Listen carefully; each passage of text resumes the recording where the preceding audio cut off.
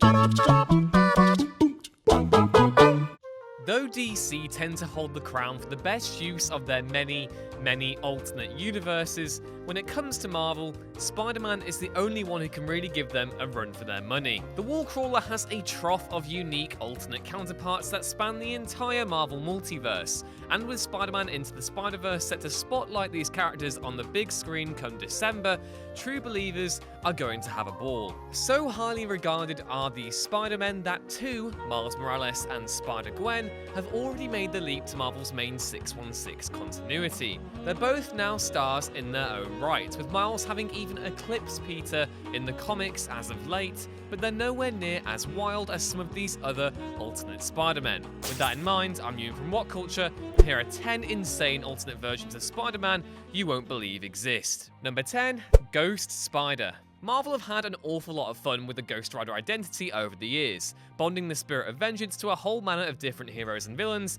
at varying points in continuity. The most recent wearer of the mantle has been Frank Castle, the Cosmic Ghost Rider, but a version of Peter Parker has also done the same at one point in time. Called Ghost Spider, which to his credit does actually rhyme with Rider, this particular incarnation of the Wallcrawler boasts a flaming skull, a white costume, and a creepy bone-like spider symbol on his chest. Number 9. SpiderMan Unlimited. The only 90s Spider-Man cartoon worth revisiting is obviously the one that aired on Fox Kids. No, I won't do the theme, but that doesn't mean fans should forget Spider-Man Unlimited, the weird half-sibling of that original series. Centered around Spider-Man as he chases Venom and Carnage into a place called Counter-Earth, Unlimited was Marvel's answer to Batman Beyond. Peter is placed into a futuristic noir dystopia, given a new snazzy suit, and leads a revolution alongside J. Jonah Jameson's son against a bunch of half-human, half-animal hybrids. Needless to say, the show didn't last long, airing just a measly 13 episodes before it was cancelled during its cliffhanger finale. But still, that suit is class. Number 8. SpiderWolf. For the sake of making a lycanthropic Spider-Man even more confusing, Marvel decided to actually make two of them. There's the Peter Parker of Earth 13989 and the one of 7085. Both, as you may have guessed already, are werewolves. The idea of injecting another animal for the Spider motif is bizarre enough, but the fact this was a trope the House of Ideas returned to on two separate occasions makes things even weirder. His abilities are also fairly self-evident, retaining the gifts imparted by the radioactive spider, whilst also having all the bonuses of being a werewolf too. Number 7. Cosmic Spider-Man. Although Spider-Man is a character that tends to be associated with Marvel's street-level contingent, he has starred in multiple storylines with a cosmic focus. Taking place in What If number 32 during the series' second volume, What If Spider-Man Had Not Lost His Cosmic Powers features the Wallcrawler having retained the Enigma Force, a powerful cosmic energy more commonly associated with the stories of Marvel, as he takes on the identity of Captain Universe. Peter eventually rises to a Superman level of power, so much so that he winds up in direct competition with Thor over the God of Thunder's unwillingness to end a drought in Africa. Number 6. SpiderPunk. Ever found your friendly neighborhood Spider-Man to be a bit too friendly with big business?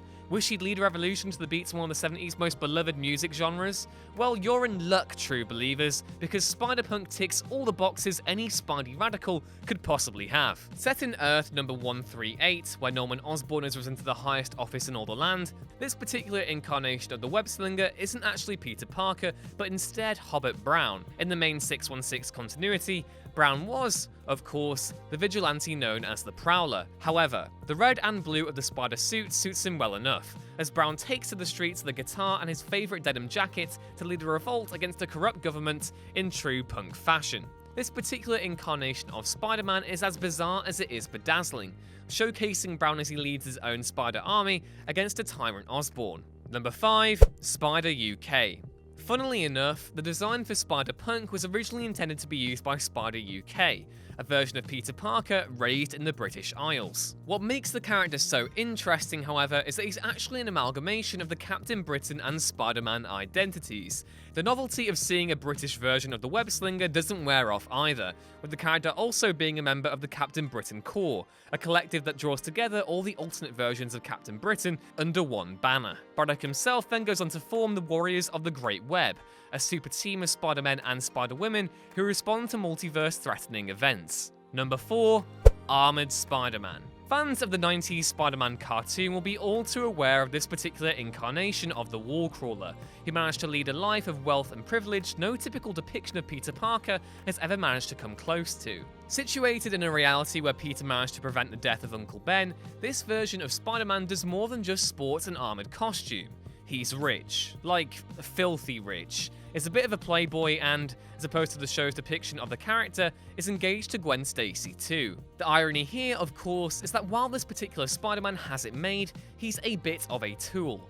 Arrogant, selfish, and completely out of touch, the character attempts to wrest control of the Spider team assembled by Madam Web from the original version of Peter Parker before falling in line and realizing just how lucky he truly is compared to all his webbed cohorts. Number 3. What If number 19. Similar to the aforementioned entry, this incarnation of Spider-Man actually managed to save Uncle Ben from being killed, and it's one of the better what-if stories in Marvel's library. Titled What If Spider-Man Had Stopped the Burglar Who Killed His Uncle, the story sees Peter Parker become a celebrity of sorts, appearing on talk shows, promotions, and even movies. Spidey's celebrity gets so big that he eventually becomes the PR agent for the Fantastic Four, X-Men, and Avengers before buying Marvel Comics outright. He falls out with Uncle Ben and Aunt May, threatens J. Jonah Jameson in order to maintain his secret identity, and ends up being ruined by a feud with the media personality, which eventually sees a whole different kind of Sinister Six team up in revenge.